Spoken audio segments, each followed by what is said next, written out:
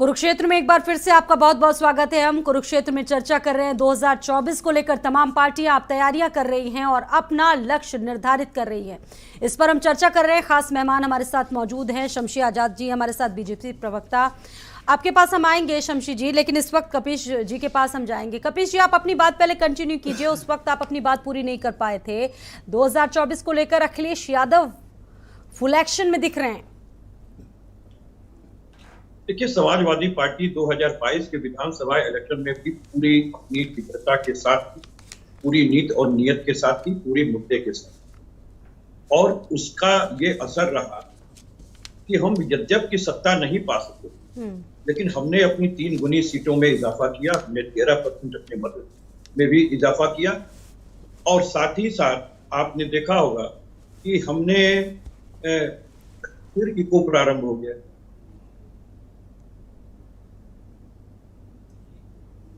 हमने इजाफा किया अपने, और उसके बाद भी हम अगर अपन सत्ता नहीं बना पाए तो चुके हैं सिर्फ 210 सीटों पर 200 वोटों से लेकर के 5000 वोटों।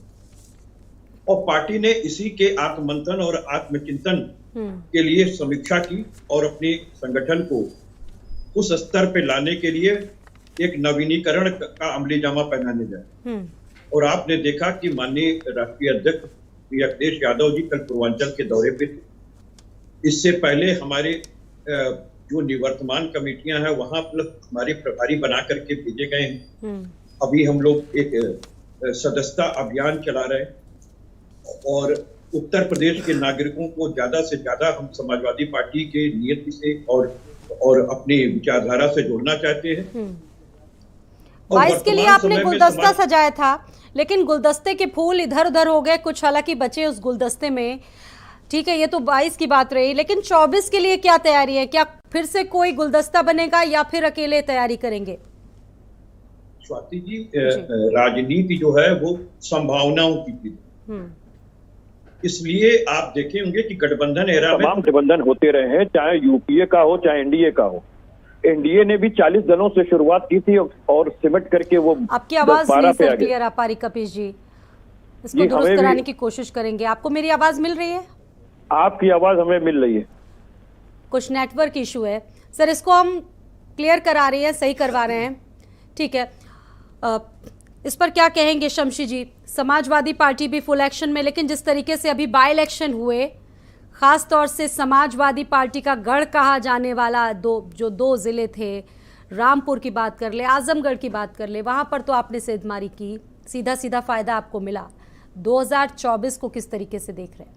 देखिए, मैंने पहले बताया स्वाति जी कि 2024 जो है हमारी निगाहों के सामने हमेशा रहता है, और हमने इस बार जो 2.0 की सरकार बनी है तो उसमें भी जो मंत्रिमंडल बनाया गया है तो वो सामंजस्य बैठाल कर बनाया गया है कि सभी जाति धर्मों को लेकर हम 2024 के चुनाव की तैयारी में लगातार लगे हुए हैं। और भारतीय जनता पार्टी एक ऐसी पार्टी है कि जो कोई भी सप्ताह हमारे ख्याल से ऐसा खाली नहीं जाता कि उनका कार्यक्रम न चले। इस बार भी आप देखें कि एक बहुत बड़ा कार्यक्रम जो 15 अगस्त को झंडारोहण का कार्यक्रम होता था, जिसमें आप देखते थे और हम लोग भी देखते थे कि हमेशा वीआईपी जो है झंडा ध्वज, राष्ट्र ध्वज जो होता है उसका झंडारोहण करते थे और हम लोग नीचे से तालियां बजाते थे। तो इस चीज़ को भारतीय जनता पार्टी ने पूरी तरीके से समाप्त कर दिया और उन्होंने घर घर झंडा लगाने और घर घर झंडा फहराने का संकल्प लिया है, और इस पर उनका कार्यक्रम चल रहा है। आप देखें कि ये एक बहुत बड़ा व्यापार भी इसमें होगा कि अगर उनका लक्ष्य पूरा होता है तो कई हज़ार करोड़ का यहाँ पर व्यापार होगा। इसी तरीके से भारतीय जनता पार्टी 2024 के चुनाव में इस तरीके से लगी हुई है कि जहां पर भी हारी हुई सीटें हैं वहां पर भारतीय जनता पार्टी के केंद्रीय मंत्री, कोई छोटे मोटे नेता नहीं, केंद्रीय मंत्री जो है, केंद्रीय मंत्री वहां पर जाके प्रवास कर रहे हैं, जनता के बीच में लगातार बने हुए हैं। और ऐसा नहीं कि जो हारी हुई सीटें वहीं पर, जो जीती हुई सीटें हैं वहां पर भी भारतीय जनता पार्टी लगातार बनी हो, ताकि जनता की जो समस्याएं हैं, आजमगढ़ जीतने की भी वजह यही है कि दिनेश लाल यादव हारने के बाद भी लगातार 16 से 17 बार आजमगढ़ का लगातार दौरा करते रहे और जनता के बीच में बने रहे। इनके प्रत्याशी अखिलेश यादव जीतने के बाद भी दोबारा से 1 बार या 2 बार हमारे ख्याल से आजमगढ़ गए हैं, उसके बाद कभी इन्होंने आजमगढ़ का रुख भी नहीं किया था। रामपुर की भी यही विडंबना नहीं कि रामपुर में एक ऐसे नेता को लाकर इन्होंने खड़ा किया जिसका कोई राजनीतिक इतिहास नहीं था, उसको लाकर इन्होंने खड़ा कर दिया जिद में कि मैं जो हूँ जिसको खड़ा कर दूंगा, मैं जिसको टिकट दे दूंगा, मेरा यहाँ परोठ है, मेरा ये परिवार है, मेरा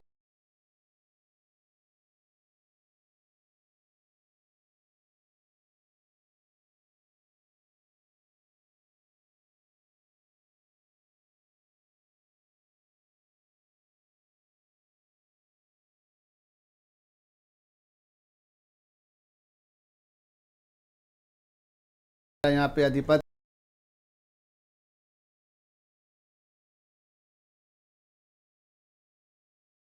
है, मेरा साम्राज्य है, ये घमंड जो है समाजवादी पार्टी को लगातार खत्म करता जा रहा है। और यही वजह है अखिलेश यादव की भी, उनके अंदर भी जो भावना है, उनके अंदर भी जो अहंकार है, उनके अंदर भी जो घमंड है, इसकी वजह से कार्यकर्ता उनसे लगातार दूर होते जा रहे हैं। और उनके ही सहयोगी दल, उनके ही संगठन के लोग, उनके ही गठबंधन के लोगों ने किस किस तरीके से उनके ऊपर आरोप लगाए कि कोई कहता है कि एसी से नहीं निकलते, आजम खां कहते हैं कि मैंने कभी धूप में खड़ा हुआ नहीं देखा।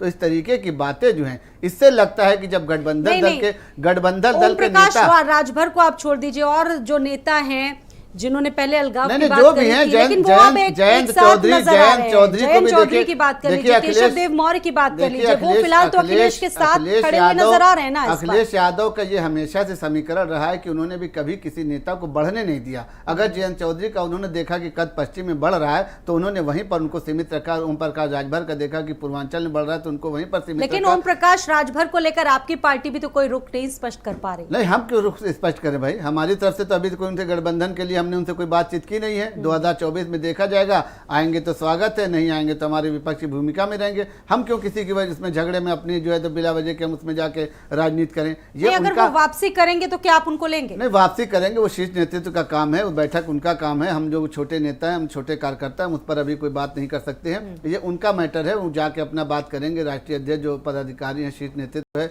वो उस पर फैसला लेगा। और उसके बाद जो है जो वहाँ पर गठबंधन अगर 2024 में होता है तो देखा जाएगा। लेकिन अभी जो है हम किसी भी तरीके से ऐसे किसी भी नेता को, किसी भी पार्टी को अपने संगठन में नहीं लेना चाहते जिसकी वजह से जनता नाराज हो। क्योंकि 2024 का चुनाव जो है बहुत ही धैर्य क्या कहते हैं, बहुत ही कठिनाइयों भरा हो सकता है। विपक्ष जो है एकजुट हो सकता है, विपक्ष के बाद बहुत से मुद्दे भी हैं। लेकिन हुआ यही था कि 2022 में भी बहुत से मुद्दे विपक्ष लेकर आया जरूर, लेकिन जनता ने पूरी तरीके से नकार दिया। तो 2024 में भी हमको उम्मीद है कि जनता के जिस तरीके से हम सबका साथ सबका विश्वास पे लेकर काम कर रहे हैं, तो हमको 2024 में भी उम्मीद है कि तीसरी बार लगातार प्रधानमंत्री नरेंद्र मोदी जी हिंदुस्तान की प्रधानमंत्री पद की शपथ लेंगे और भारतीय जनता पार्टी का राज कायम रहेगा। ठीक है, कपिश जी इसका जवाब दीजिए, कंप्लीट कीजिए अपनी बात।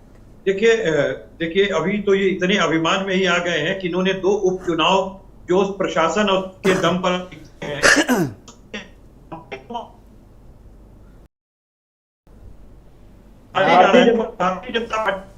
आपकी आवाज आपका साथ नहीं दे रही है कपिल जी, आपकी आवाज आपका साथ नहीं दे रही है। क्या वो आवाज नहीं आ रही है? नहीं, अब आ गई। नॉर्मल आप बोलेंगे तो आएगी। तो नॉर्मली तो बोल रहा हूँ। बोलिए। नॉर्मली तो बोल रहा हूँ, मैं तो सीधी बात कह रहा हूँ कि भारतीय जनता पार्टी अहंकार वाली पार्टी है। यही तो भारतीय जनता पार्टी मोदी शाही वाली पार्टी है, और जिसने मोदी शाही को दिखाते हुए ही प्रशासन को चुनाव लड़वाया, ये उपचुनाव। तो समाजवादी पार्टी, अब समाजवादी पार्टी कहाँ रहेगी? वो भी तो अखिलेशवादी पार्टी हो गई है, अहंकारवादी पार्टी हो गई है, हठधर्मी पार्टी हो गई है। एक लीडर को रोकने के लिए आपका पूरा केंद्रीय मंत्रिमंडल लगा रहा, आपके जितने प्रदेश के मुख्यमंत्री हैं सब लगे रहे। अरे उसके आपके नेता तो आजमगढ़ और रामपुर नहीं जाते, प्रदेश के अंदर किया है, उनके अंदर अहंकार नहीं था तो क्या था? आपको मुंह की खानी पड़ेगी इसी उत्तर प्रदेश के अंदर 2024 के इलेक्शन में। वो देख रहे हैं 5 इलेक्शन हो चुके हैं, समाजवादी पार्टी का क्या हाल रहा है? तो 4 बार पांच चुनाव लगातार अखिलेश यादव हार चुके हैं और उनका क्या हाल हुआ है जनता देख रही है। ये 24 घंटा नैतिकता के आधार पर तो अखिलेश यादव को इस्तीफा दे देना चाहिए था। अखिलेश यादव को इस्तीफा दे देना चाहिए था, दिया नहीं। पार्टी के लिए सोचते हैं, अगर देश के लिए और देश के मुद्दों के लिए नहीं होती। आज 11 लाख करोड़ रुपए की तरह समाजवादी पार्टी और जिस तरीके से भारत की आर्थिक व्यवस्था को क्षतिग्रस्त करने का काम मोदी सरकार ने किया है, ये सब बात करने के लिए आप 2022 में बहुत बात कर चुके हैं। और समय आने दीजिए, मोदी जी को जवाब मिलेगा। मोदी जी तो पहले स्वयं ही बता लें कि 70 साल की अवस्था में उन्होंने तमाम मंत्रिमंडल के लोगों को यह कह करके रिटायर किया था कि अब वो 70 की हो गई, अब हमारी ये नीति नहीं है कि वो काम करेंगे। तो वो काम करेंगे या नहीं करेंगे, ये बड़ा फर्क है। और दूसरी तरफ एक तरफ कह रहे हैं कि हम लोग ले नहीं रहे, दूसरी तरफ कह रहे हैं कि 2024 में आएंगे तो उनका स्वागत है। अरे आपके साथ वो तो पहले ही से बने हुए। अरे आप आइए, और आपका भी आप स्वागत है, हम आपको कर भगा रहे हैं। थोड़ी देंगे। अरे कम से कम आपकी एक बात साफ होनी चाहिए राजनीति कि में हर राघव आदमी साहब आपके सत्ता का साथी हैं सुख कि नहीं चाहता है, है। ये भी कहने में आप 5 साल इंतजार किया, फिर 5 साल इंतजार कर रहे हैं। पता है कि आपकी पार्टी का पतन होता जा रहा है, आपकी पार्टी का लगातार पतन होता जा रहा है, आपके घर के लोग आपको छोड़ के जा रहे हैं। आखिर आप ही के कहने पे उन्होंने एमएलसी के अंदर भी आपके लोगों का समर्थन कराया। गठबंधन तो आपसे था, सारी चीजें गठबंधन तो आपसे था, लेकिन अब तो क्लियर कर दिया ना अखिलेश यादव ने कि उनको आजाद कर दिया है। गठबंधन तो आपसे था, आपके गठबंधन के लोग अगर किसी के खिलाफ जा रहे हैं तो आपको कार्रवाई करना चाहिए था। तो देश इंतजार की कर रहे जीडीपी हैं, -23 कैसे जाती? इंतजार कर रहे कोरोना काल थे। के अंदर जो अरबपति हैं वो 102 एक से एक बढ़ के व्यक्ति अपनी 142 बात कैसे हो बोलिए। जाते? ठीक है, ठीक है। विकास जी अपनी बात कंप्लीट कीजिए। देखिए, बीजेपी और समाजवादी पार्टी इस वक्त जमीन पर दिख रही है, लेकिन कांग्रेस इस वक्त अभी कहीं पर भी नजर नहीं आ रही है। 2024 के लिए सर आपकी तैयारियां उतनी दिख नहीं रही है जितनी दिखनी चाहिए। धरातल की बात सबसे पहले तो मैं स्पष्ट करना चाहता हूं कि कांग्रेस पार्टी जो है मास बेस पार्टी है, ना कि कार्डर बेस पार्टी है या क्षेत्रीय दल है। कांग्रेस पार्टी का रिश्ता जो है आम जनमानस से है। सोशल वेलफेयर पे कांग्रेस पार्टी ने जो काम किया है पिछले 70 सालों में या 75 साल आज हो रहा है देश की आज़ादी के, कांग्रेस पार्टी को बताने की ज़रूरत नहीं है कि हम कौन है, या हमारे यहाँ किसी नेता के नाम से कांग्रेस नहीं पहचानी जाती है। कांग्रेस पहचानी जाती है अपने विकास कार्यों के दम पर, और जो योजनाएं बनी, जिन योजनाओं के दम पे भारत आज वैश्विक स्तर पर ऊंचाई पे पहुंच रहा था, उस ऊंचाई को रोकने वाले कौन लोग हैं? इस देश को नफरत, विघटन, बंटवारे और जो डिस्क्रिमिनेशन में बांटा जा रहा है, बंटवारा हो रहा है, वो कौन लोग हैं? ये तय करेगा कांग्रेस और बीजेपी का वर्कर नहीं, 130 करोड़ की आवाम तय करेगी।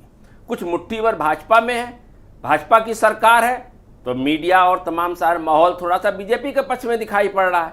पर कांग्रेस पार्टी के वर्कर, कांग्रेस पार्टी का जो असली वारिस है, जो किसान है इस देश का, जो नौजवान है, वो महिलाएं हैं जिनको उज्ज्वला सिलेंडर के नाम पर ठगा गया है, उन नौजवानों को या बखूबी जानते हैं। ये कहने की जरूरत नहीं है। साल 1985 के बाद लगातार अपना जनाधार खो रही है कांग्रेस, लेकिन उसके बाद भी देखिए हमने तो 85 के बाद से महान नेताओं को भी खोया। 84 में हमने इंदिरा जी को खोया, राजीव जी को खोया, और हमारी नेता सोनिया जी ने हमेशा सत्ता में से दूरी बना के रखा है। आपको याद होगा कि ये लोग प्रधानमंत्री बनने के लिए एक वर्ग विशेष को समाज में दोयम दर्जे का भी साबित करते हैं।